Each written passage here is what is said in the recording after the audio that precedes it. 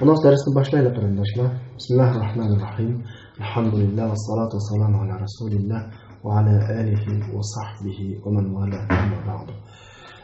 Hürmetli arkadaşlar, biz ilgirki saatlik dersimizde sizler hazır ekranda ko'rayotgandek Neş'atu ilmi tefsir ve merahiluhu degan cho'ng temada başlagandik. Rasulullah sallallahu aleyhi ve sellem'in davridagi tafsirning ahvoli haqida sizlarga bir qisqacha tushuntirish bergan va shu vaqtda shakllangan tafsir ahvoli to'g'riliqmi bosqichlarga bo'lib turib bir tushuntirish bergan esimda. Biz şu ahvollarga qarab Rasulullahning davridagi tafsir bosqichini 4 bosqichga bo'lgan bo'ldik. Birinchi bosqichda Rasulullahning davridagi tafsir bosqichi, ikkinchi bosqichda sahobalarning davridagi tafsir bosqichi, uchinchi marhalada tabiinlarning davridagi tafsir bosqichi, to'rtinchi marhalada tadvin, xotirlash davridagi tafsir bosqichi deb kelib, Rasulullah'nınki Kur'an'ın qanchalik tafsir qildi bu haqda ulamolarning ikki xil fikrini va ularning dalillerini ko'rib o'tgandik. Va buningga qarata avtorninki tarjih ko'z qarashini, rajih ko'z qarashini qo'yib o'tgan va uning dalillerini ko'rib o'tgandik. Va Rasulullah'nınki tafsir qilishdagi uslub manhajlarini bir qo'l tushunib o'tgan. Undan keyin oldingi soatlik darsimizdagi yana bir mazmun sahobalar davridagi tafsir deb kelib, sahobalarning tafsirining alohidligi, sahobalarning Qur'on tushunishdagi farqlarininki sababi 1, 2, 3, 4, 5 de 5 turga bilib turib, shu 5 nuqtada bular farqlanganligi uchun bularning tafsirida farqlanish ahvoli o'rtaga chiqqanda buni so'zlab o'tdik. Undan keyin sahobalarning tafsiridagi eng obrazliq alohidliklaridan 4 ni so'zlab o'tgan, hammasi navbatda ko'rayotgandek ekranda bor. Ilgari soatda buni so'zlab o'tdik savoqdoshlar.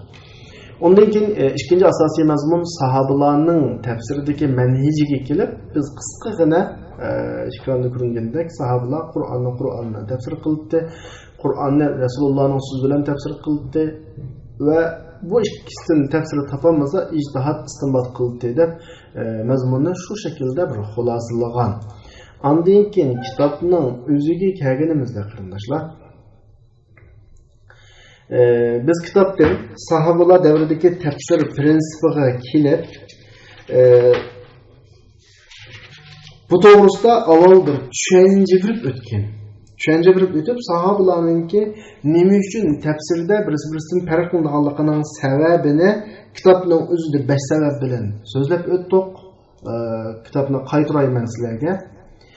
Mana hozirgi yarji'u tafawutuhum fi fahmil Qur'ondagi 5 sabab bu yerda o'tdi.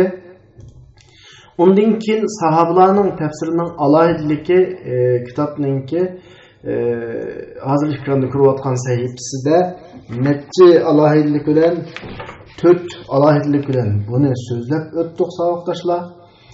Undan keyin sahobalarning tafsiridagi manhaji haqidagi mazmunga kelib to'xtagandik. Endi kitobga kirishdan avval biz avval kallımızda bunda qanday bir narsa o'qishdan ilgari o'zimiz mustaqil bir shaklda o'ylanib boqishga odatlanish kerak. Tamam. Biz o'zimizni bir sahoba deb turaylik. Alloh shularning yetkazishiga yaqinlashtirsin. O'zimizni sahoba deb tursak, qishimizda payg'ambar alayhisalom bo'lsa, kallımızda hech qanday g'am bo'lmaydi Qur'on tushunishda. Chunki biz shu jamiyatda yashayapmiz. Hodisalar o'rtada yangi dinga kirgandan keyin kallamızga keladigan savol belgilari aniq hammalarning.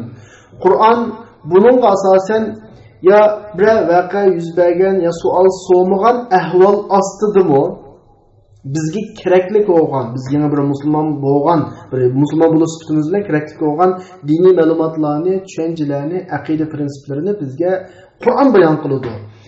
Bu bayonotlarning hammasi bel şu vaqtdagi sahobalarning yangi musulmon bo'lgan, degan bu din prinsiplari jihati to'liqlash mukammal bo'lmagan bir vaqtning o'zidagi kallasida paydo bo'lgan so'ru ishoratlariga nisbatan intayin uyg'un keladi o'zligidan tushungan sahobalar.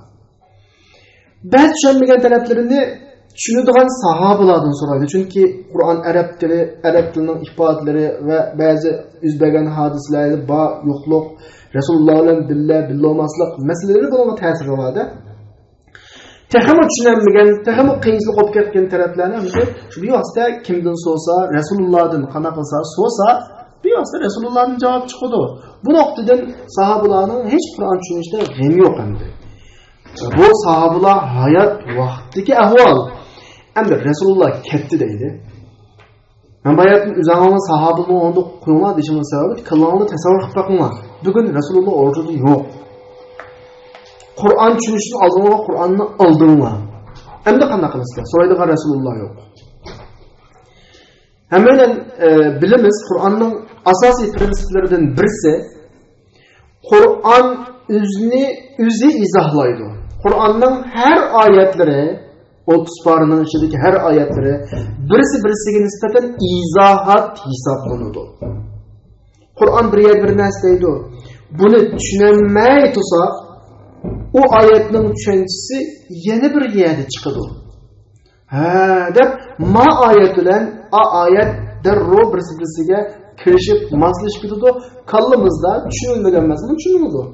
Onda tabii ki Kur'an'la Allah'ın kalamı degan prinsip asosida tefekkür qilganimizda Allah'ın kalamı olgandan keyin Allah'ın kalamını Allah o'zining yeni bir kalam bilan tushuntirilish eng aqlga uyg'un ish. Masalan, men bir insonchilikda men bir gapni qildim. Atrofimdagilar tushunolmasa, bu gapni mening tushuntirishim eng aqlga uyg'un. Undaganda Qur'onda biz tushunolmagan bir Allah'ın kalamini Allah o'zining kalami bilan tafsir qilsa, bu eng aqlga uyg'un. Bu noktadan sahabenin bundan başka çıkış yolu yok. Sahabenin tutulduğunu çok illaki buğuludu.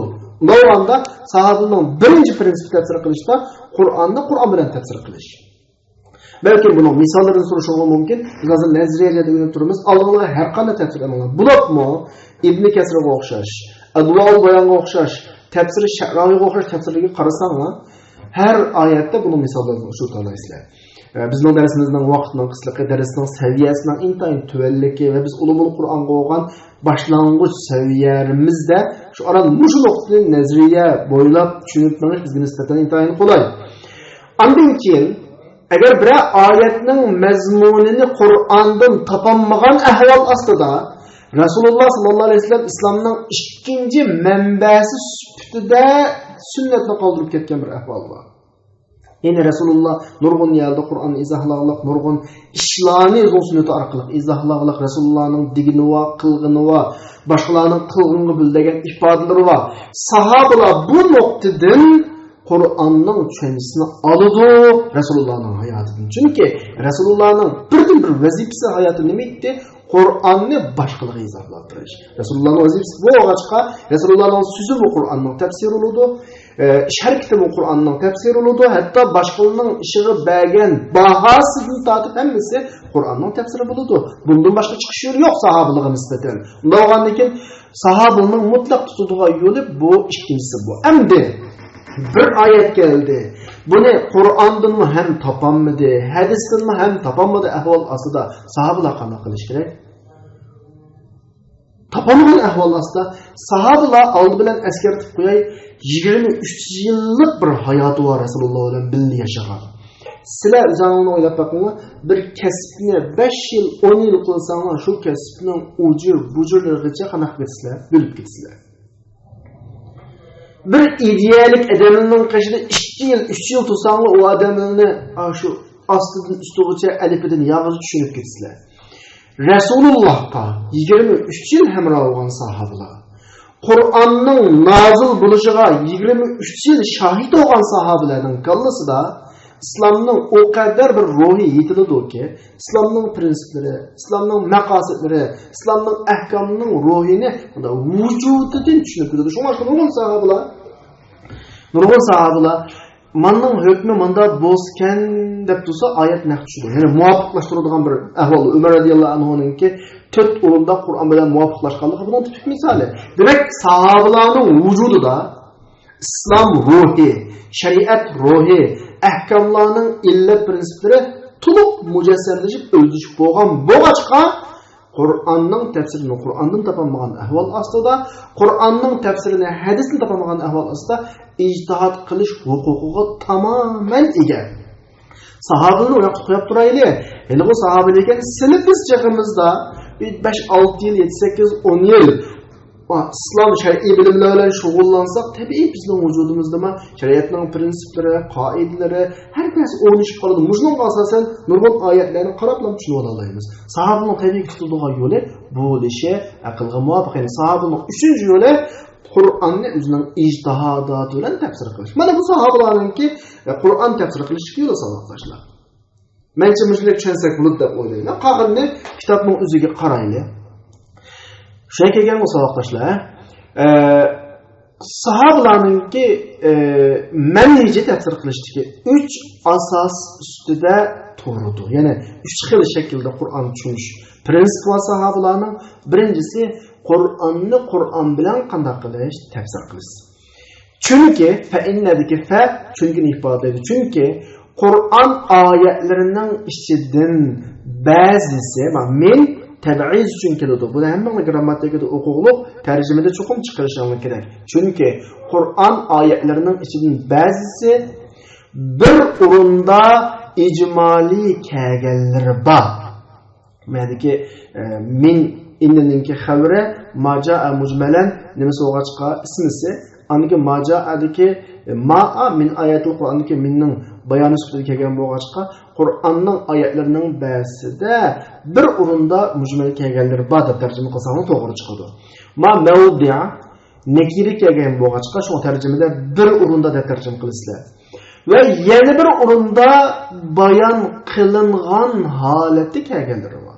O'xshash mazmundagi bir tema. Masalan, Odam alayhisolamning voqealari bilan Iblisning voqealari Qur'onning tarqaq yerlarida o'xshamagan shaklda bayon qilinadi. Niyada ba'zi ahvolni tushunmasak, yana bir yerda qanday qilamiz? Tushunamiz masalan. Va yana shu oyatlarning ichidan ijozliq bor oyatlar bor. Ya'ni qisqa bayon qilingan oyatlar bor. Va shu oyatlar ichidan istinoblik bor oyatlar bor. Ve şu ayetler içinden şununda umumluk, şununda da yine ayetini çıkardı. Şununda umumluk ba ayetler var ve şu ayetlerin içinden haslık şununda boğan ayetler var ve şu ayetlerin içinden şununda mutlaklık ba ayetler var ve şununda qeyd qilish mazmunu var ayetler var. Yani Kur'an başlığına hikaye. Mujmallerini, mubayyanlerinden tefsir kılınız. İcazlarını istinoblardan tafsir qilamiz, umumlarini xususlan tafsir qilamiz, mutlaqlarini muqayyadlan tafsir qilamiz va mislu hada mushunga o'xshash yerlar shuning ba'zi bilan tafsir qilinadi. Sahobalar bu nuqtadan, bu yuzdan Qur'onni Qur'on bilan tafsir qilish prinsipiga tayinadi. Bu birinchi. Masalan, faqisasul Qur'ondagi fa masalan ifodalaydi. Masalan, Qur'onning qismlarini desak, bazı o'rinlarda qisqa keladi. Shu qismning o'zi, nafsuha degan o'zi, shu qismning o'zi yana bir o'rinda tafsiriy bayon qilinib keladi. Masalan, Odam alayhisalom bilan Iblisning qissasiga o'xshash, Musa alayhisalom bilan Fir'avnning qissasiga o'xshash. Buni Qur'on qarab baqsangiz, nihoyat aniq masala. Bu xildagi tafsir yo'llarimizda eng yaxshisi Ibn Taymiyo rahimahulloh degandek. Endi sizlardan so'rab baqsam, Qur'onni saf Qur'on bilan tafsir qilgan tafsir bormi? Tafsirlarimizda bor. Advoul bayon buning eng yaxshisi. Advoul bayon har oyatni Muhammad Shinqitiyninki har oyat bilan tafsir qiladi. Ammo boshqa tafsirlarda Qur'onni Qur'on bilan tafsir qilish bor, lekin maxsus emas. Masalan, Ibn Kasirda Qur'onni Qur'on bilan tafsir qiladi, lekin hadis bilan tafsir qilgan yerlari bor. Sahobaning ijtihod bilan tafsir qilgan yerlari bor. Lug'a arabiyaga qarab tafsir qilganlarni aralash, ya'ni qarashik deymizmi? Mana shu. Tabari desak, asosli Qur'onni asarlar bilan tafsir qilish deymiz. Masalan, hadislar bilan, asarlar bilan. Va boshqa tafsir desak, Qur'on bilan tafsir qiladi, yana boshqa narsalar bilan tafsir qiladi. Ammo saf Qur'on bilan tafsir qiladigan tafsir hozir qadar advoul bayon. Buni xotirga olsanglar bo'ladi, aytib qo'ysanglar bo'ladi. Buning misolidan birisi shu. İkinci prinsipga kelsak, sahobalarningki Qur'onni Rasulullohning so'zi bilan tafsir qilish. Bayat men buning nima uchunligini, shaklini deb bo'ldim sizlarga. Yani ve illem yecid sahaba radıyallahu anhum. Eğer sahaba radıyallahu anhumlar Kur'an'daki ayetinin tefsirini, yani bir ayetin tefsirini Kur'an'dan tapammasa nege müracaat kıldı şu vaktinin özüde Resulullah'a müracaat kılattı. Ayet vaktida fese'eluhu anha. Resulullah'ın şu ayet hakkında soraydı. Resulullah bayan kıpırattı. Nemişka? Resulullah'ın vazifesi şu ki ve enzelna ileyke zikra litubeyyine linnas ma nuzile ileyhim. Biz sana zikri, yani hadisini düşerdik, hadisini verdik. Kişilerge şulağı düşürülgen Kur'an'ı bayan kıpırışan üçün.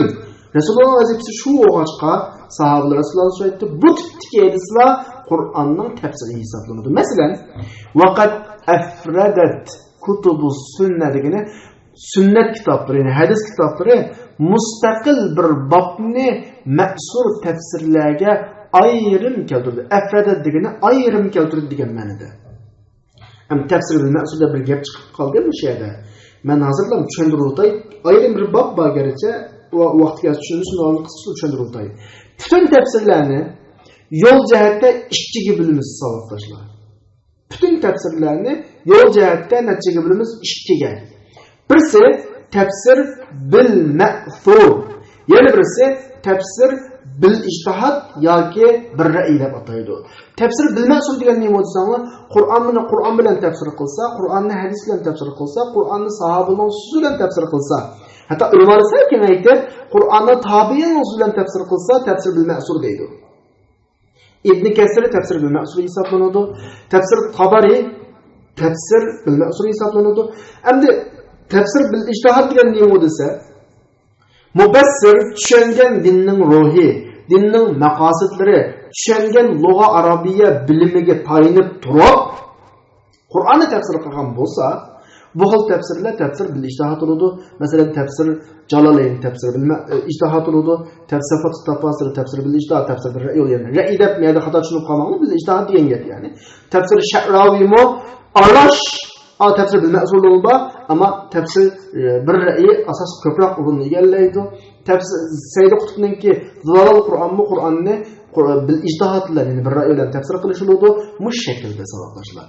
Endi hadis kitoblari degani, masalan Buxoriyga qarasanglar, Kitabul Mag'azinin oldida Kitabul Tafasir deb maxsus bir ayrim bobdan birisi bor, maxsus tefsir bil ma'sur uchun. Bu qadar keltirilgan demakchi. Resulullahning hadislarida Qur'onning tefsiri bu qadar ko'p demakchi. Ya'ni sahabalarning Resulullah'tan tefsir haqqidagi so'g'an savollarga misollar naydi ko'p bo'lib, şu misallarning qatoridan İmam Ahmad ve Şeyhan ve undan başqalar İbn Mas'ud radıyallahu anhu'dan rivayet kılgan bir hadis var. O olsun dedi ki: "Lemma nazalat hadihi al-aya, ellezina amanu ve lem yelbisu imanahum bi zulmin." Yani iman etgan, imanıga zulmni aralashtirilmagan degan ayet tushirdi. Ravinin degan gibi. Bu ayet kişilerine ait ağır geldi. Çünkü ayetlerin mezmunu nimde yatsa arkadaşlar? Müminler kim o dese iman eğitip imanın zulmuna başlamagan. Dünyada zulüm kılmayan kim var? Ya hakkı zulüm kılıyordu ya üzgü zulüm kılıyordu. Hatta ben dedim ki kayısı günü hava soğuk vakitte bir çapan giymeye çıksam mı? Zukamda kalsam bize zulüm kılgan bölümü. Bravo işkeniz katlık yer kalsam onun zulüm kılgan bölümü. Zulüm ne? Eğer logat menesen çöngü vakitte. Şunu olan sahabeler Resulullah'ın soğudu ki ya Resulullah. Bizim kandığımız özgü zulüm kılmaydı. Özgü zulüm kılmaydı kim mazarı? Eğer bu özgü zulüm kılışma imanı tesir yetkizdiğin iş yok kalsa çatak hamlelerine havale aramızda mümin yokken de Resulullah'ın sordu bu ne? Resulullah dedi ki leytellezi ta'nun ayetteki o zulüm silim məqsəd qılavatqını o emas silə Abdus Salih yani Lokman demekçi digen gapni anlamağanmıdınlar. Ya buneyye la tushrik billah inne şirke la zulmun azim. Balam Allah'a şirk keltime. Şirk büyük zulümdür deydi. Yani ki ayette şirk ne? Zulümde tefsir. Emniyette muşu misal savaşlar. Kur'an bilen tefsir kılış kalma. Misal okuyordu muşu misal. Qur'onni hadis bilan tafsir qilishga hamdan bo'ladi. Misol bo'ladi bu misol. Qur'onni qana Qur'on bilan tafsir qilish. Allazina amanu va lam yalbisu imanahum bizulmin zulmin degan so'zni ya bunayya la tushrik billahi inna shirka la zulmun azim degan oyatdagi ma inna shirka la zulmun azim bilan tafsir qilsak, Qur'onni Qur'on bilan tafsir qilgan bo'lamiz. Bu buni misol bo'ldi. Agar buni oyatni e'tiborga olmay, kishilarning Rasulullohdan so'g'ini, Rasulullohning tushuntirib qo'ygan muqtasidan kelsak, Qur'onni hadis bilan tafsir qilgan bo'lamiz. Ikkalasiga misol bo'ladi. Bu bir misol. O'tib ketaylik savoqlar. Yana bir misol. İmam Tirmizi rahimahullah Ali radhiyallohu anhudan rivoyat qilingan hadisda deydi, Rasulullohdan Hajj akbar haqida so'radim. Qur'onda Hajj akbar haqida oyat bor ya. Rasululloh dediki, Hajj akbar deganimiz yawmun nahr, qo'yib qurbonlik qiladigan kunisi. Ya'ni Qur'ondagi Hajj yawmul akbarni yawmun nahrda tafsir qildi Rasululloh. Bu hadis bilan Qur'onni qanday qilgan, tafsir qilgan nuqtadan. Yana bir misol İmam Ahmad va Shaykhan, İmam Buxoriy, İmam Muslim Ayşe radhiyallohu anhadan rivoyat qilgan bir hadisda Ayşe radhiyallohu anha deydi, Rasululloh bunday dedi. Men nuqishal hisab azab kimdan inchki hisob qilinsa azoblanib ketadi degani dozor kirdi. Ayşe radhiyallohu anha deydi-ki, dedim ya Rasululloh, Allah fasawfa yuhasabu hisabi yasira demadi. Mu'minlar sifatlab, mu'minlar degan oson hisob berdi demadi. Bu Qur'onda oson hisob berdi desa, sizlar haqiqiy hisob ilmni boshlab qolsa azoblanadi degan gap, hisob bek ilinmaydi degan gap-ku. Bu ishga gap qanday gap dedi. Rasululloh buni tushuntirib bunday dedi sizlar, "Hey, oyatdagi hisoba yasira degani hisob emas. U degan mana ko'z o'tib ketish. Walakin zalikal ard." Ya'ni nima desa, oyatdagi oson hisob berdi degan gap qiyomat kunisi Allah bendiga sen ma gunohni qilgan, afu qildim degani oson hisob shu. Ammo rasmiy hisob ilib ma'na qildim, gunohi ma'u, jazosi ma'u. Ma'na qildim, gunohi ma'u, jazosi ma'u desa inson qutlanmaydi asosan. Deb Rasululloh ma shaklda tushundigan. Bu mu? Rasulullah'ningki hadislar bilan Qur'onni tafsir qilishning misollaridan birisi. Va g'ayru zalika undan boshqa Rasulullah'ning tafsirlaridan, Qur'onni qilgan tafsirdan nurg'un misol bor. Balki kana kathirun min tafsirihi sallallohu alayhi vasallam. Rasulullah'ning tafsiridan ko'pinchisi o'zligidan edi degani, boshqalar so'masimi o'zligidan, suol so'masdan, boshqalar suol so'masdan o'zligidan qilib bergan tafsirlar. Xuddi Imom Muslim va Imom Muslimning g'ayri Uqba ibn Amr radhiyallohu anhudan rivoyat qilgan bir hadisda deydi.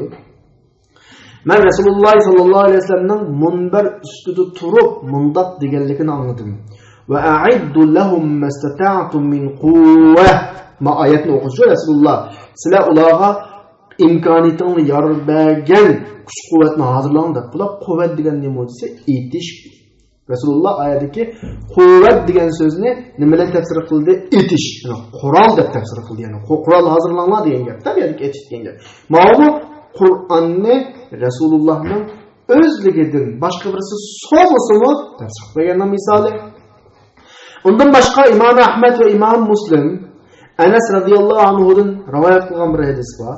Bu hadisda deydi Anas radhiyallohu anhu, Rasululloh bunday degan: "Inna a'taynakal kawsar fasqalli li robbika wanhar inna shani'aka huval abtar" degan oyatdagi Kavsarni qanday qilib tafsir qilib, nima deydi desanglar, Kavsar degan Alloh azza va jalla mana jannatni bergan bir o'standir deb Rasululloh ma shaklda tafsir qildi deydi. Ya'ni sahobalar mushu tafsirlarning hammani ilig'liq. Ibodatdan Qur'onni Qur'on bilan tafsir qilgan vaqtda 20 yil Rasulullohga hamroh bo'lish orqali dinni tushunib dedik ya. Qur'onni biladi dedik ya. Shu Qur'onni tafsir qilgan bo'lsa, endi 20 yil hayotda Rasulullohning og'zidan nurg'un tafsirlarni ilig'liq. Shunda bo'lgandan Qur'onni tafsir qilish to'g'ri qolsa, shu Rasulullohning anglagan yoki Rasulullohning qilganini ko'rgan yoki Rasulullohning boshqalar qilsa, buningga bergan bahosiga qarab turib, Qur'onni shunday izohlaydi. Bu Qur'onni hadis bilan tafsir qilish sahobalarning tafsirdagi tutgan ikkinchi yo'li, savoqdoshlar. Uchinchi yol, sahabenin yolu, ictihat ve istinbat. İctihat, istinbat ikilisi ictihat degan ma'noda Uyg'urchada.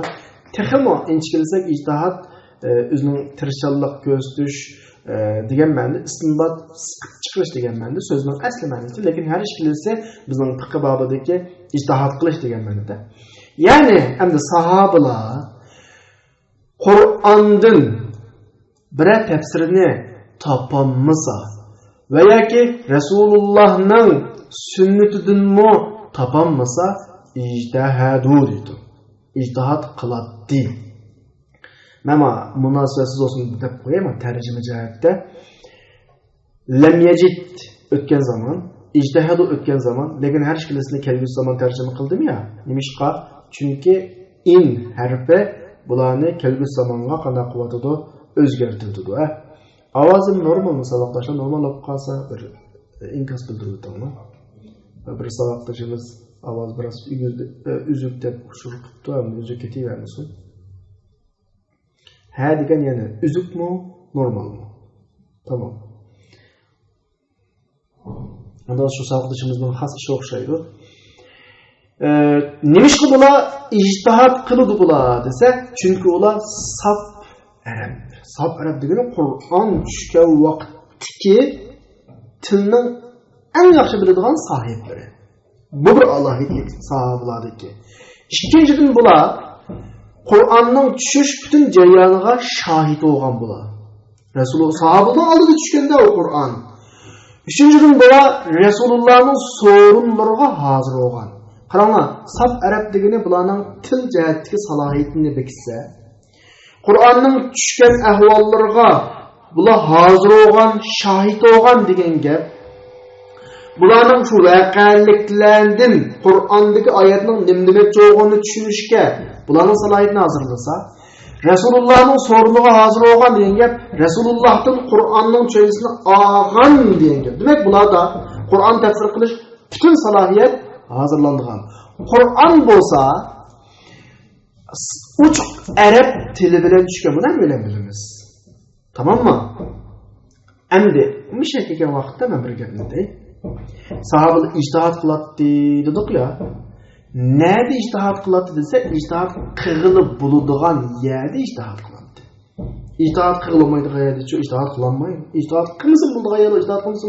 Shunda aytdi, "Haza ma 3-chi ijtihad qiladigan yer faqat ijtihadga va kalla ishlatishga ehtiyojli bo'lgan o'rinlardan bo'ladi."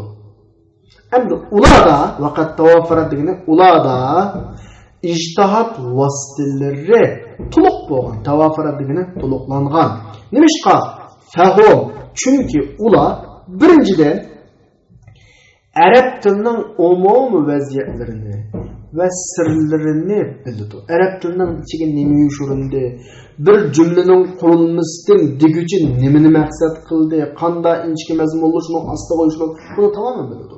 Mana bu ahvol shuni tushunish, arab tilini tushunishga, qarashli qo'ygan oyatlarni bilishga bularga yordam qiladi. Bularning arab tili bilganligi bularning Qur'on tushunishiga yordam beradi. Xuddi buni ma qurilmani, masalan men falon yerda savdo qilaman Turkiyada. Mening turk tili bilganligim savdomga jiq foydasi ularlik deymiz ya. Aynı kayfiyatda. Sahobalar Qur'on tafsir qilishda ularning arab tilini mukammal voyaga yetkazib bilganligi bak cho'ng foydasi ularlik. Qur'onni qana qilishiga, tushunishiga. Bu birinchi ahvol, sahobalardagi birinchi afzallik ya'ni. Ikkinchi afzallik bo'lsa, bular arablarning odatlarini, axloqlarini bular biladi. Qur'on bizga xitobni arablarni o'rnak qilib turib, shu vaqtda yuz bergan masalalarni tutqilib turib prinsip bayon qiladi. Odat bularning nazarida ilib qo'ygandikin, ha, nimani ko'z tutyotidi, nimani maqsad qilyotidi, buning hammani obdallam tushunadigan gap. Masalan, Uyg'urlarda odatlarning kelayotgan bir ishlardan birisi bo'lib qolsa bizda. Men shu vaqtda shundaqligiga param qilsam, darrov uni tushuntirish ketmay tushunasiz. Ammo boshqa millatga desam buni, voy nima ishlab ochib tutib, hamma tushuntiradi. Arablar shu. Mana bu ahvol ularning odatlarini isloh qilish va ish faoliyatini paklashga munosabatlik mazmunlarni tushunishga yordam beradi. Men sizni ko'ryapman har tarjima ostiga. Masalan, innaman nasi'u ziyadatun fil kufri. Men hozir bu oyatni yakka bir tarjima qilib beray, sizlar tushunarsiz ekan. Kechiktirish, ziyoda qilish, kufrda texmo ana qilganlik eshib ketganlik. Nasiy odatda ilgirkin qilish masalasi bu. Mencha bu narsalar tushunmadingmi? Nima tushunmaysizlar? Chunki shu vaqtdagi kishilarda bo'layotgan bir urf-odat o'qimaysizlar. Arablar qanday haqda shu vaqtda desangmi, arablar mushrik bo'lsa-mu urush harom qilinadigan oylarda urushmaydi. Buni bak cho'ng bilatda urush qilishni, egri ko'ratdi. Ani buni qo'li qichib ketsa, urush qilg'isi keladi. Qana qildi desangmi, oyning ismlarini u yoq-bu yoq yotga. Ma Rajab oyi olib qolsa, buni Rajab oyi qilmay. Jumadiyat uloq qiliblar, o'zgartiriblar. Urushni qilaveradigan. Ayni o'rniga ilgirikin. Buni Alloh subhanahu va taolo tahdisida bunday deydi, urush harom qilingan oyda urush qilishni o'zi bir kufrlik. Ayning nomlarini ayni egizpas qilib oldikeni qilganlik bu kufrlikda texmi eshib ketganlik. Jinoyat ustiga jinoyat deydi. Bu masalani biz tushunadigan bilan shu vaqtdagi odatni tushunadiganlar biroq ham tushunadi buni. Qolay tushunadi. Mushu masalani sahobalarga nisbatan bir Qur'onni oson tushunish fursat bilan ta'minlaydi. Bu bir misol. Yana bir misol, "Va laysal birru bi an ta'tul buyuta min zuhuriha" desa, uyning orqasidan kelish yaxshilik emas desa, uyning orqasidan qanday kelgan deb bugungi kunda bizlarga igiz bino uyda o'tirgandan binoning keynini yangi chiqib olmagandan tam tushunmaymiz-da buni.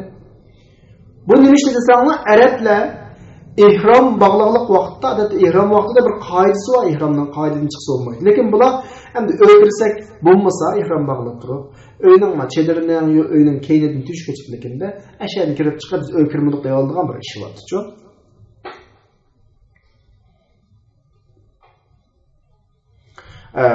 Yani u yerda masalan, buna o'yda derizini tushib olmaydi, xatarlik. Allah bunu cheklab, masalani bu qadar o'ngday-to'ngday qilish yaxshi emas. O'yning keyindan kelish u yaxshilik emas u, deb buni chekladi. Bu masalani masalan, bu yerdagi oyatning mazmuni cho'ng masala emas-ku. Demak, to'g'rimiz shuki, ma'noga o'xshash odatlardagi kamchiliklarni tuzitish uchun kelgan oyatlardagi maqsad kim tushunaraydi buni desa, men kana ya'rifu odatul arabul jahiliya. Arablarning jahiliyatdagi odatlarini biladigan kishi an tushunaraydi buni. Sahobalarda dal bu afzallik bor demakchi. Mencha tushunish bo'ldi o'zingizlar. Ya'ni sahobalar nima uchun ijtihod qila oladi desa, sahobalar ijtihod qila oladigan salohiyat bor. Birinchidan bu til egasi shu vaqtdagi til nuqtasidan obdan tushunadi. Ikkinchisi bular o'z vaqtdagi urf-odatlarni obdan biladi. Qur'ondagi shunga munosabat mazmunlarni darhol tushunadi. Uchinchisi bularning arab yerim oralidagi Yahudi va xristianlarning ahvollarini bilishi, shu Qur'oni Karim tushgan vaqtda. Bilasizlar, arab yerim oralida shu vaqtdagi hozir bugungi Suriya tarafda Najronning Yahudlari va xristianlari bo'ldi. Ular hamda arab ko'pinchisi. Madinaning o'zi shu vaqtda 20 ga yaqin Yahudi qabilalari bor. Arablar Yahudilar bilan, xristianlar bilan qo'shni shaklda savdo-sotiq qiladi, muomala qiladi, aralashib turadi. Ularning mijozi bo'ldi. Biz xuddi vatanda kimlar bilan yashaydi? Xitoylar bilan yashaydi-ku. Xitoy to'g'riq gap qilsa, bizning o'rdan tushundig'ini yo'q hozir mana dunyoda Xitoyni. Bizning o'rdan tushundig'ini yo'q. Herkes her nesini deydi ama biz en obdan şunumuz Xitoyning ahvolini. Shunga o'xshash shu vaqtdagi arab yarim oralidagi kimlarning ahvolini, yahudlarninki, xristianlarning ahvolini arablar obdan biladi. Endi mushu ahvol, mushlarning ahvolini obdan qanday qilganligi tushunganligi, del Yahudi to'g'riliq, xristian to'g'riliq, ular qiladigan ishlar to'g'riliq va ma ya'tuna min umur degan ular qiladigan ishlar va ularning musulmonlarga qanday qilgan planlagan suiqasdlari to'g'riliq, to'g'riliq so'zlaydigan oyatlarini bilishga yordam bo'ladi. Farzandlar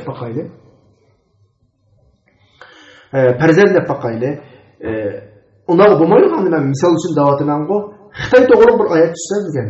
Belki muş ayetni dünyada bizning obdan tushunadigan bo'lmasligi mumkin-ku.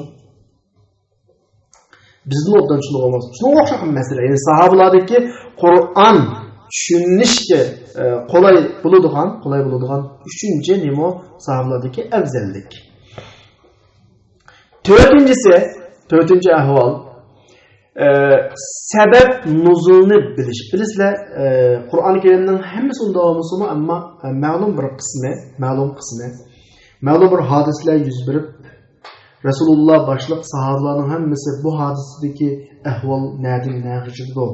Allohning maqsadi nimadi, hukm nimadi deb qattiq intilib, buning hukmini bilish uchun tirishayotgan bir vaqtning o'zida shaqqida oyat tushsa, dil joyiga tushgandi.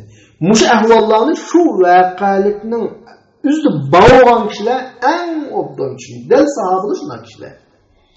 Ayşe radiyallahu anha tuhmat chaqilish haqida bir oy saqladi. O'ylab topinglar, kim o Ayşe radiyallahu anha? Rasulullahning ayoli o. Ayşe haqida bo'lgan har bir gap Rasulullahning yuz obro'yi. Tamam, o Rasulullah cho'ng odam, to'pto'ydi, va odatdagi bizdek odatdagi odamning oilasi haqida bir gap bo'lib qolsa, biz qanchalik tugishib ketamiz. Şu vaqt Rasulullahning jinasi qilganning qanchalik ekanligini, sahobalarning qanchalik jinasi qilganini biz bilamiz endi. Hammamiz titiqlab turibdi. Masala aniq, nima yo'g'onligi aniq. Oyat ko'kda tushdi. Bu oyatni shu qadar aniq tushunadigan bo'lar, chunki butun voqelikning boshdan oxiri bo'lar. Endi undan kim kelganlar, sahobalarning kim kelganlar, shularni anglaydi, ammo sahobalar uchun. Bu sahobalardagi 4-afzallik sahobalar. Fahom, chunki bular Qur'onning tushish ahvoliga shohid bo'lgan kishilar bular. Hodisalarga hozir bo'lgan kishilar bular. Voqeliklarga hozir bo'lgan kishilar bular. Ashlarning hammani bilish ko'pincha oyatlarni tushunishga yordam beradi. Shunga Ibn Taymiya rahimahulloh deydi, sababun nuzulni bilish oyatni tushunishga yordam beradi. Chunki sababni bilish natijani bilishni qoldiradi. Yurus miras qo'ygan emasmi, qoldiradi deydi. Bu sahobalardagi Qur'on tushunishdagi nechinchi afzallik saboqdoshlar, 4-afzallik. Mush afzallik bor kishi bugungi kunda bo'lib qolsa, tabiiyki xuddi sahobalarda kafir qilsa bo'ladi, lekin mumkin emas-da. Sahobalar shu vaqtning o'zida yashagan, bugun har qanday odam sahobalar yashagan hayotni yashab boqmagan bo'ladi. 5-sahobalardagi afzallik tushunch va idrokat quvvati. Endi sahobalar kim, bugungi arablar kim oraliqdagi farq bek cho'ng'u saboqdoshlar. Arablarda Misrda taqanlar bor. Arablarningki as tutish qobiliyatining naqadar kuchli ekanligini biz ko'rdik. Amaliy ko'rdik. Chunki arablarning nurg'un kamchiligi bor bugungi kunda, salbiyati bor, ammo adolat har narsaning haqqini bermay olmaydi. Arablardagi bir narsani as tutish qobiliyati, masalan, favqulodda yuqori. Hatto 5 yil ilgari ko'rgan odamni unutmaganni biz shu vaqtda ko'raylik, analoq masalan. Bir odamni bir oy 2 oy ilgari ko'rib, 2 oydan keyin ko'rsa, sen planiga deyalaydim, ismini tutib olaydim deb. Bu qadarlikqa nima kallasining tutish qobiliyati yuqori. Balkim Salman ega bo'lmaganmikin, hojon deb bir xat yozibdi. Sinfimizda asosan ko'p o'quvchilar, shu Misrdan kelgan o'quvchilar, arablar bilan alishib qilib, bu odamlarningki bir narsani as tutish qobiliyatining yo'qligiga odam qoyil bo'lmaydi. Amal yo'q. Zaten amal yo'q zodi. Allah subhanahu va taolo ularga aqlni, tushunchni bergan bo'lib, bular bu aql, tushunch bilan nurg'un ishlarni oydinlashtirgan. Mush ahvol ular sahobalarningki tarixiy siratidan, tarjima holidan ma'lum bir ahvol. Mana yuqoridagi mush ishlar bilan, yuqoridagi 5 turlik alohidlikni berdi sahobalarga, 5 turlik afzallikni berdi sahobalarga. Mush ishlar bilan sahobalar Qur'ondan nurg'un oyatlarni qanday bo'lgan tushunib olgan. Bu oyatlarning tafsiri na kitobda, na sunnatda kelmagan bo'lsin masalan.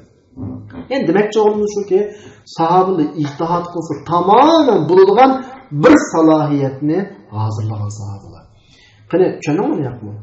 Sahabaning Qur'on tafsir qilishdagi tutgan yo'li 3 xil prinsip ekan. Birisi Qur'onni Qur'on bilan tafsir qildi ekan, yana birisi Qur'onni hadis bilan tafsir qildi ekan, yana birisi Qur'onni o'zining ijtihodoti bilan tafsir qildi ekan. Sahobalar shu ijtihod qilgudek salohiyatni hozirlab ekan, yuqorida biz o'qib o'tganimizdek. Ama endi kallamga kelib qolgan bir savol ishorati bo'lishi mumkin. Sahabalarning hammasi ashta, ya hammasi emas. Chunki bir voqea yuz berib oyat tushsa, butun sahabalarning hammasi u yerda bo'lishini tayin. Ma sahabalar umumiy aytishimizning sababi g'oliban e'tiboran. Masalan, ma sahaba Oishni ko'rgan, a sahaba Oishni ko'rgan, al ko'rgan voqealikka munosabatlik oyat nobdan tushunadi. Avo o'zi ko'rgan voqealikka munosabatlik oyat nobdan tushunadi. Mao tilni boshroq bo'ladi, mao qattiqroq bo'ladi. Demak, farqli, lekin umumiy sahobalarda ashta ahvol bor demakchi. Ma'noqni tushunishinglar kerak savoddoshlar. Endi bular Qur'on ma'nilarini bilishda farqlanadi. Ularning idrokotining farqli bo'lishi va tahsilotining farqli bo'lishi va aqliy iqtidorlarining farqli bo'lishi qarab, hasba degani qarab. Shunlashqa ularning o'tirisida tafsirda ancha-muncha o'xshamaydigan farqlar yuz beradi. Inshaalloh fat arada keladi-ya. Sahoba bugungi tafsirdagi o'xshamaydigan ahvol dal sahobalardan kelgan ahvol savatdoshlar. Endi sahobalardan kimlar tafsir bilan tunilgan sahobalar desa, bir necha sahobalar va biz buni bir-biridan qanaq o'timiz, ko'rib o'timiz. Ko'p, lekin endi biz eng dangliqlarini ko'rib o'tishimiz kerak. Sahobalardan nurg'unlari tafsir bilan mashhurlarlik, masalan, hozir kitobda qo'yilgan Abu Bakr, Umar, Osmon, Ali, Abdullah ibn Mas'ud, Abdullah ibn Abbas, Abdullah ibn Zubayr ibn Awwam, Ubay ibn Ka'b, Zayd ibn Sabit, Abu Musa al-Ash'ari, Aisha radhiyallohu anhum qator hammasi haula'i mana mavla tafsir bilan mashhur bo'lmuş shu. Lekin bu yani va hunak va boshqa nurg'un adadun oxirdagi boshqa nurg'un sahobalar bor bo'lib, hunak degan bani ifodalaydi. Bor bo'lib, bularning tafsirda naql kelgan, lekin oz kelgan. Ya'ni bu naql bularni mashhurlik darajasiga ko'tarilmaganligini sahobalar hammasi bu tafsir yani. Ama farqli darajada.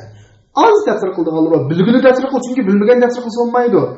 Ko'p eng mashhur o'g'onlar uchun desa, eng mashhur o'g'onlari tuandagi sahoba. Masalan, az tafsir qilganlar Anas, Abu Hurayra, Ibn Umar, Jabir ibn Abdullah, Abdullah ibn Abbas. Ma'o tafsir qilganlar lekin az. Eng mashhur o'g'onlar qancha? Amma akthar sahaba radhiyallohu anhum rivoyatan fi tafsir. Tafsirda eng ko'p rivoyat qilgan sahobalar 4 bo'lib, bular birisi Ali ibn Abi Talib radhiyallohu anhu, Abdullah ibn Mas'ud radhiyallohu anhu, Abdullah ibn Abbas radhiyallohu anhu, Ubay ibn Ka'b radhiyallohu anhu. Bu 4 sahoba endi bir small xarakterli sahobalar. Tafsirda 4 bunda maktab ijod qilgan deb tushunsak, bugungi kunda, hali bugun universitetlar tadqiqot akademiya deydigan bir nomlar bilan bir turini apmangni deya ma'lum bir universitet, ma'lum bir tadqiqot turini. Ma 4 sahabani biz shu vaqtning o'zidagi, bugungi kunga atalg'ili olsak, birdan universitet deb qarasak bo'ladi. Har birisining bir uslub bor tafsirida, bir uslub yaratgan va bularning ta'siri bugungi qadar yozilayotgan butun tafsirlarda mushulning ta'siri bor. Masalan, bir kun kelaydi. Ammo Ali radhiyallohu anhuning bu qadar ko'p tafsirini qila olishdagi sabab. Ammo Ali radhiyallohu balkim sizlarning kalomga kelgan savollar. Ali radhiyallohu anhuning ismi bor ekan, Abu Bakrning ismi yo'q, Umarning ismi yo'q, Osmon radhiyallohu anhularning ismi yo'q. Nima uchun Ali bor deyishim mumkin? Chunki Abu Bakr radhiyallohu anhu desak, men old bilan tushuntirib qo'yay. Rasulullohning hayotida hech kimning Qur'on tafsir qilish hojati yo'q va hadd emas. Chunki Rasululloh hayot. Şu Abu Bakr radhiyallohu anhu Rasulullah'a en köp hemroh bo'lgan tafsiri yo'q. Rasulullah'ın keyin aran 2 yil yashagan. 2 yil ichida Abu Bakr radhiyallohu anhuning qilgani davlat boshqarish. Murtadlarningki jazolash. İslam davlatini asliga akilish. İslam davlatini qana qilish, asliga akilish. Bu ishlar bilan hatto hadisni rivoyat qilib qo'ymoqlar. Umar radiyallahu anhuga kelsak, Abu Bakr radiyallahu anhuning davrida Abu Bakr radiyallahu anhuga xuddi vazirga o'xshash nima bo'lgan, yordamchi bo'lgan. Abu Bakrdan keyin 12 yil atrofida xalifa bo'lib, davlatning ishlari bo'lib ketgan. Shu Umar radiyallahu anhuninki Abu Bakr radiyallahu anhu qaraganda biroz ko'p, ammo nisbatan oz. Osman radiyallahu anhu shu. Endi Ali radiyallahu anhu o'ziga xalifalik kep bo'g'icha tam 20 yil vaqt davlat ishiga aralashmagan. 20 yil degan bir odamning ilmiy hayotida yetarlik xizmat qila oladigan bir hayot. Mana bu sababdan Ali radiyallahu anhuning tafsiri ko'p. Shunga Davud Abdur fayarji'u sababu fi zalik. Ali radiyallahu anhu bu qadar mashhur ketishiga sabab nega ko'rib to'xtaydi desa, uning ilmining kengriligi va bekorligi. Mush ishga maxsus ajratilgan. Tafarruq degan gap maxsus ajratilganligi. Nimadan desa, Abu Bakr, Umar, Osman radiyallahu anhumlarning muddatida xalifalik vazifasidan bekorligi. Yani bu xalifa emas, ma ushula 20 yil vaqtim tam butunlay ilmga ajratilgan vaqt. Va bu bir. İkincisi Ali radiyallahu anhu'nun vafatınınki ma'lum vaqtgacha zaman nekir keldi emasmi? Ma'lum vaqtgacha kechikkanligini uzun ömür ko'rganda kishilarning ehtiyoji shu davrda, shu zamonda Qur'onni bularga tafsir qilib beradigan kishiga ko'p bo'lib ketgan ma'lum zamongacha vafotini kechikkanligi.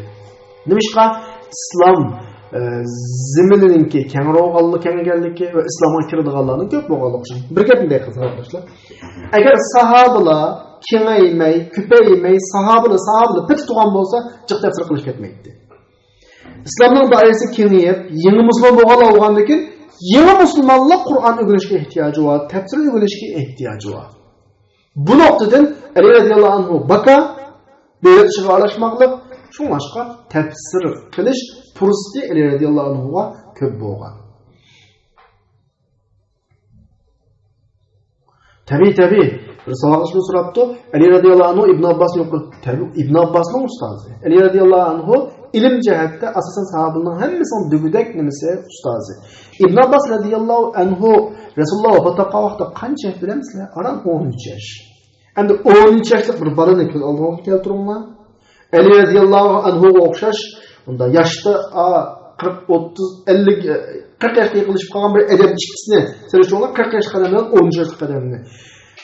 İbn Abbas radıyallahu anhu köpünce tefsirini Ali radıyallahu anhu'dan yani İbn Mesud radıyallahu anhu'dan aldı. Abdullah ibn Abbas radıyallahu anhu. Yani Ubay ibn Ka'b'dan aldı. Çünkü yaş cihette fevkalade küçük. Bir adamın ki yaş cihette küçük olup kalanlığı tüylerini ifatlamaydı. Mesela uzun bir devri var.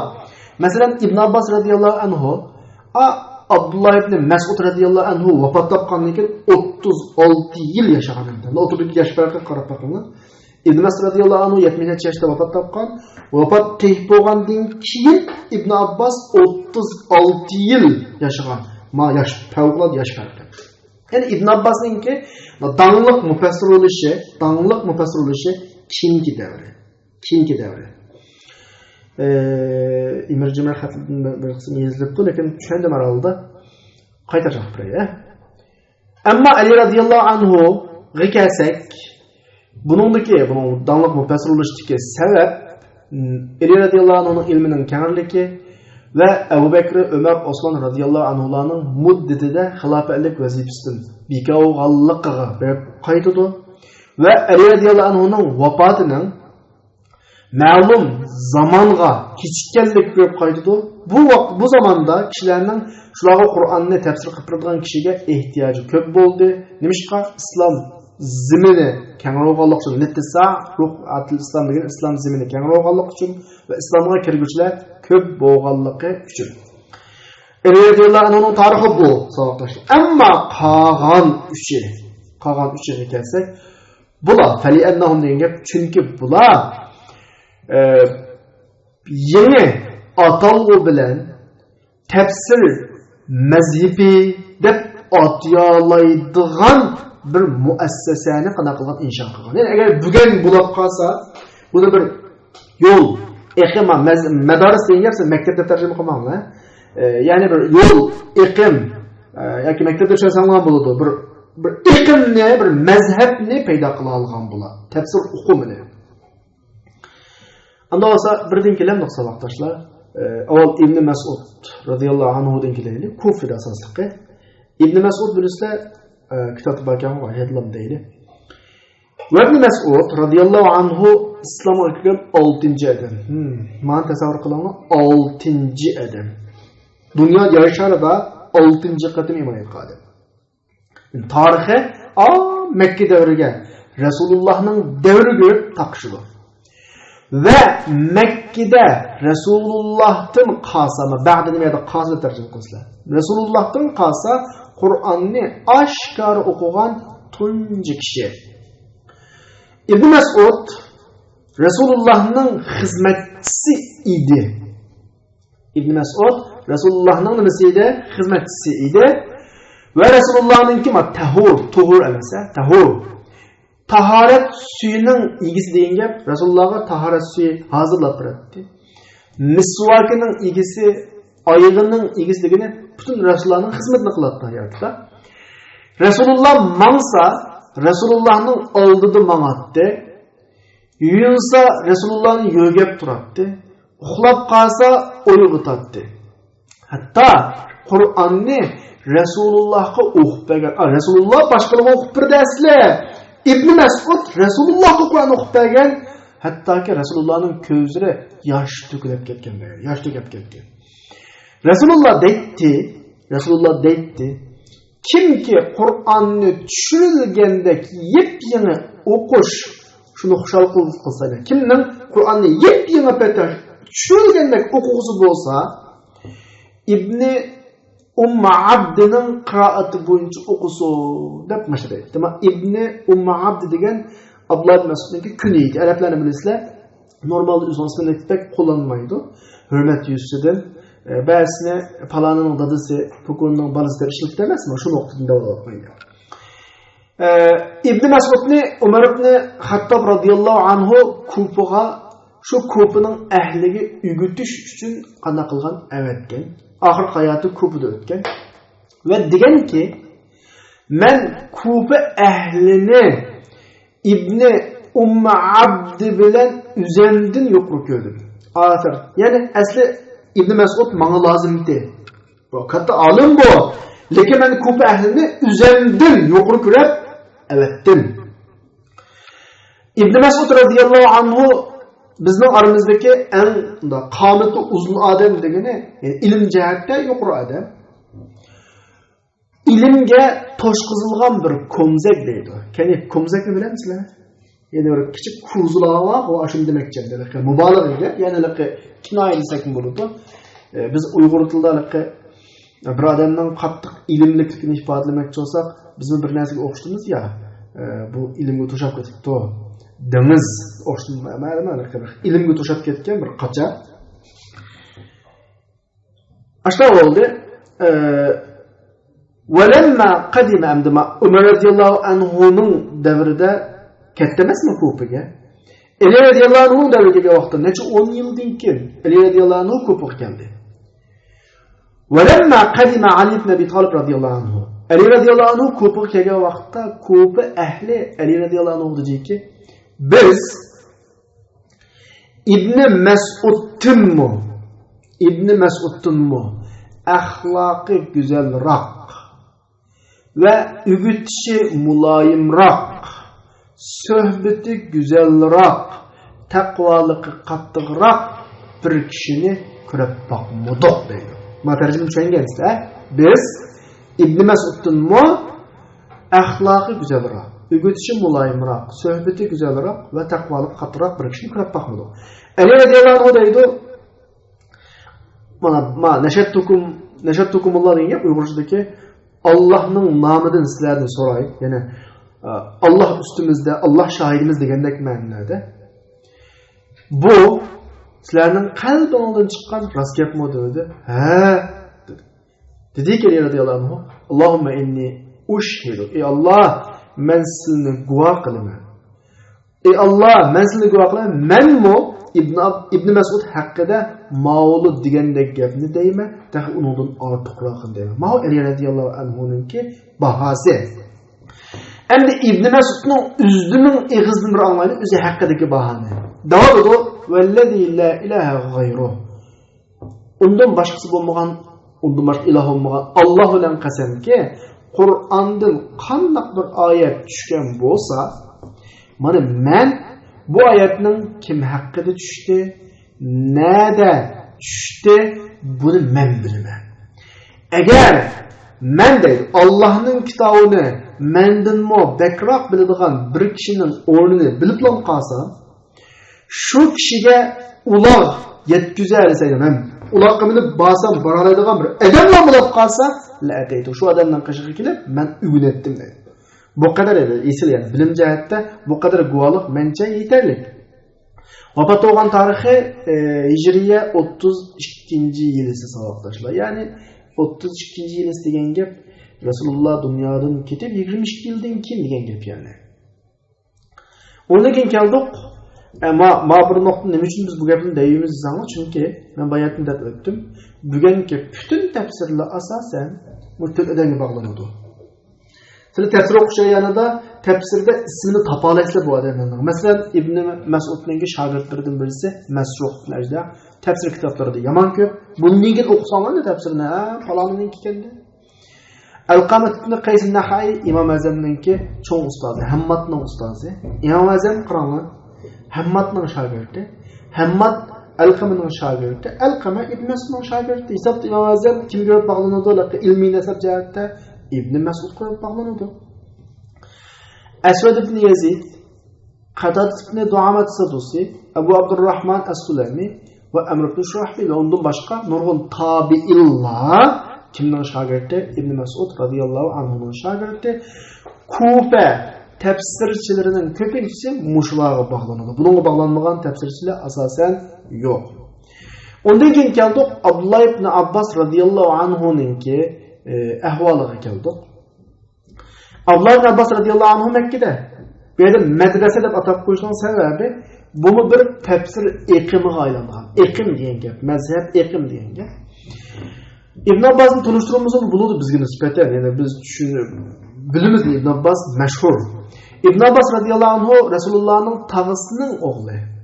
Ya'ni Abbas radhiyallohu anhu o'g'li, ya'ni Rasululloh tarafdan tuqqan, Rasulullahning ayoli tarafdan ham tuqqan.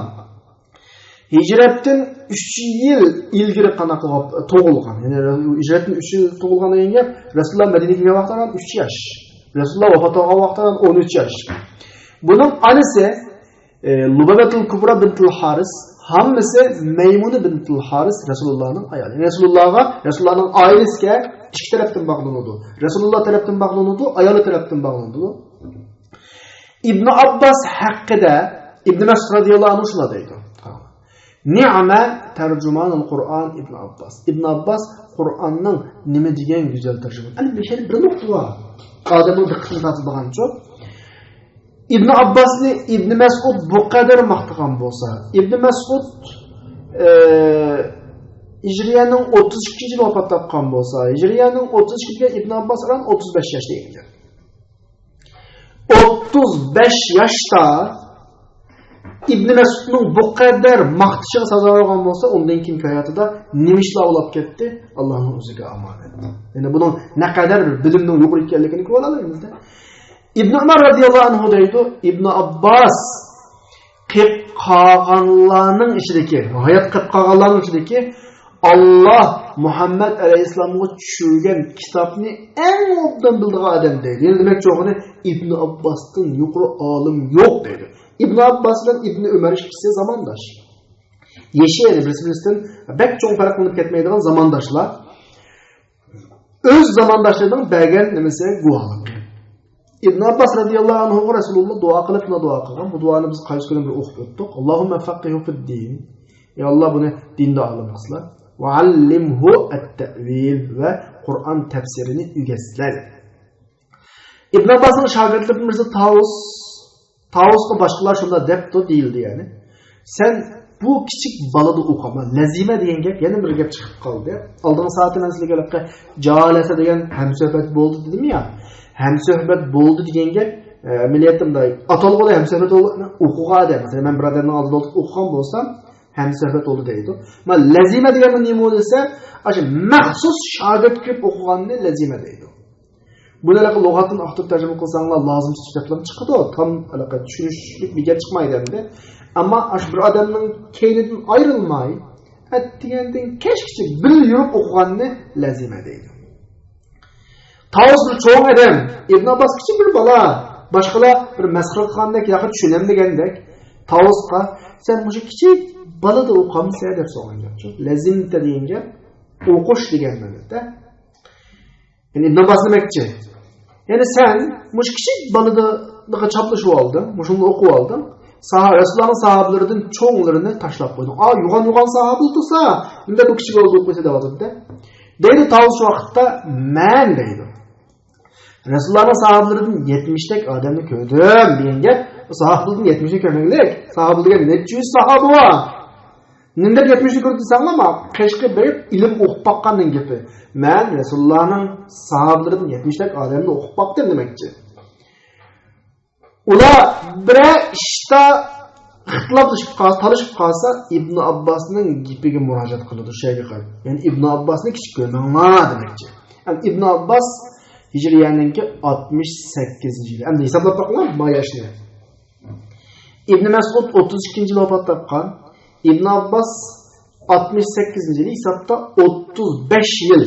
İbn Mesud'un kim yaşayan hayatı ya.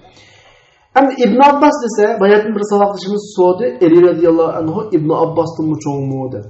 Mujibet'in üzülümünü ifadeleydi bilen misiniz savaklaşlar? İbn Abbas'ın ne kadar tefsir sahası meşhurluk.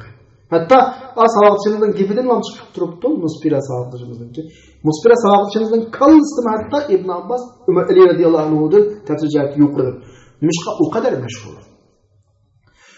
Aynen meşhurlar ketkendikin savakdaşlar ama tefsirde yalğançılık hep tokuyduğun bir din düşmanları var. Bu da İbn Abbas'ın namıdırlan tokuyduğun gibi. Şurada ortada İbn Abbas'ın tefsirdeki onun yüzüden ve onun büyük menzilinin yüzüden muşu babda, tefsir babında İbn Abbas'ın namı da tokuş köp bulup ketken. Kim tefsirde bir nas tokumakçı olsa, yalğan tefsir çıkarmakçı olsa İbn Abbas degan daflam qanaqli yurdi, to'qi yurdigan ahvol shaklida qolgan. Shunga o'rtadagi İbn Abbas degan tafsirlarni qattiq tekshirish kerak.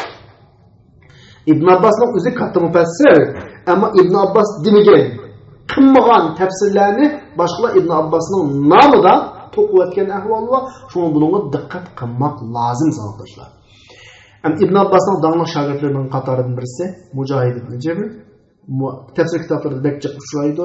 Said ibn Cübeyr, Tavus ibn Kaysan, Ata ibn Abi Ribah, İkreme Mevla, İbn Abbas. Bunlar siz tefsir okup kalsanlar bundan ki tefsir sahasında bek köp sizin uçurduğun tabiilladaki müfessirler.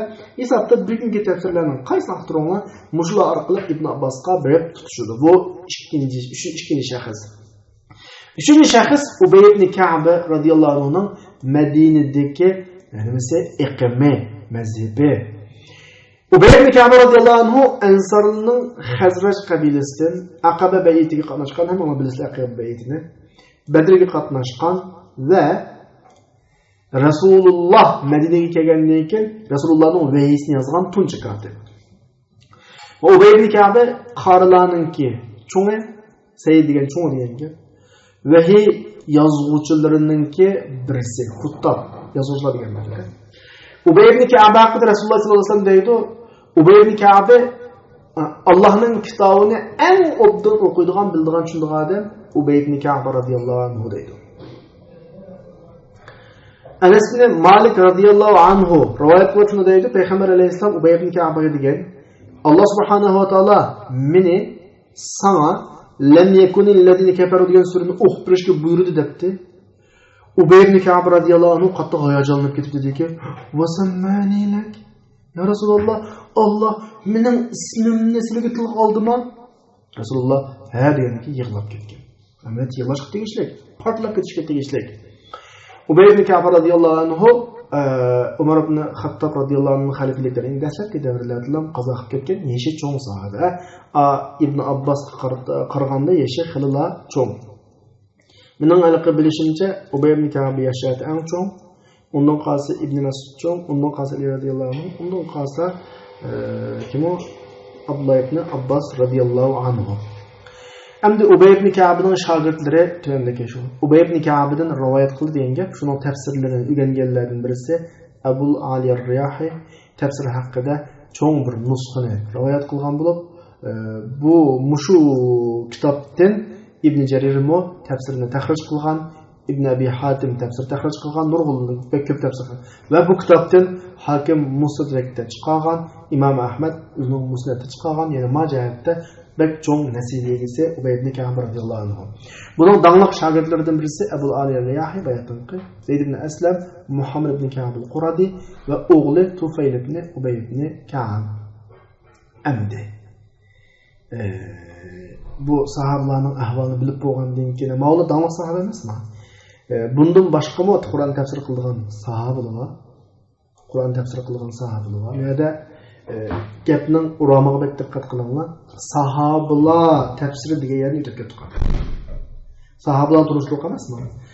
Endi muhim negizlik nuqtadan birisi bir sahabining tafsiri. Hukmu tafsiri sahabiy degani sahabiy yakkin ifodalaydi.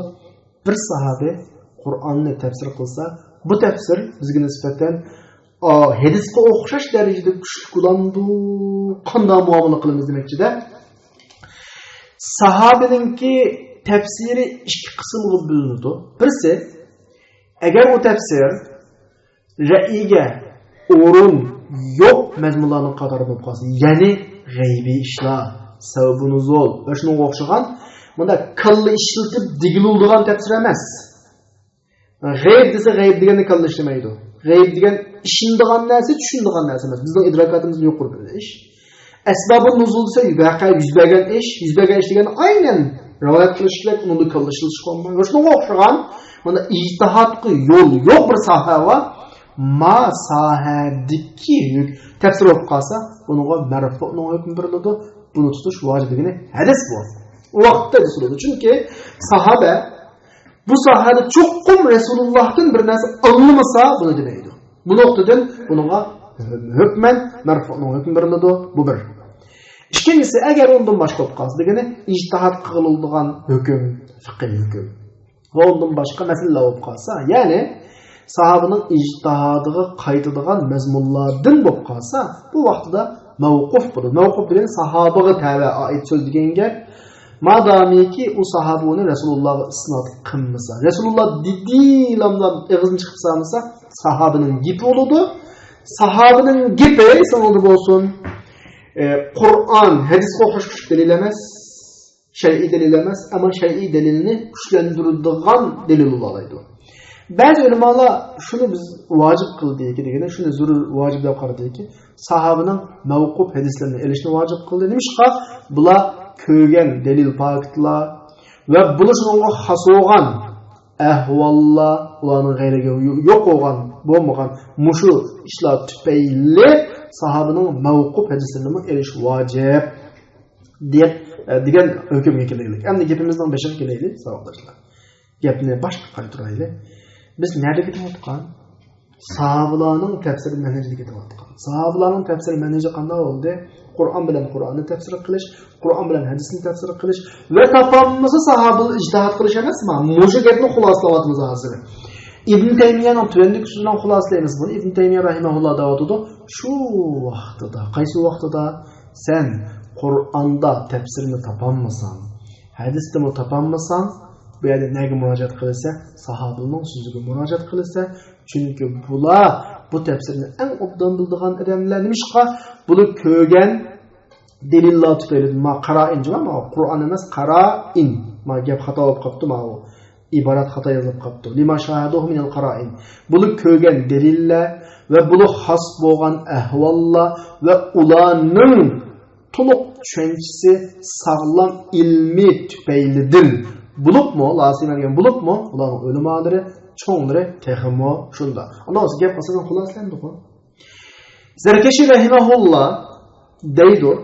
Zarkashi kim u bilamizlar? Ulumul Qur'on sohasidagi hisobda fiqh sohasidagi Imom Azam deydi. Ulumul Qur'on sohasidagi cho'ng odamlarning birisi. Bu odam shu tafsir manbalarining onasi hisoblanadi Zarkashi degan. Mushudan deydi. Ikkinchi ama gapning beshi emasmi? Sahabaning gapini elish Nimishqa? Çünkü Sahabinin tefsiri ulamoning nazarida Resulullahga marfu olgan hadisga o'xshash. Hakim o'zining tefsiri degandek. Bu gapning o'zini bilamiz, sahabining tefsirining nihoyatda kuchli ekanligini elib olamiz. Yana bir o'rinda Zarkash davotidir. Sahabining tefsiriga qarab fiqildi. Qarab baqsaq masalan, lug'at tarafdan tefsir qilsa, bu til ahli, loyiq. Buni e'timod qilishda shak yo'q. O'zi ko'rgan sabab va dalillarga qarab tefsir qilsa, yana shak yo'q. Demak, sahabining tefsiri har tarafdan qabul qilinadi demakchi. Shuning bilan sahabalarning tefsiridagi manhajlari oyoqlashdi. Endi keldik tabiinlarningki davridagi tefsir ahvoliga. Bugungi darsimiz vaqt munosabati bilan mushayda oxirlashdi saboqdoshlar. So'raydigan savollaringiz bo'lsa, so'raydiganlar bo'lsa, men kamerani taqib etdim.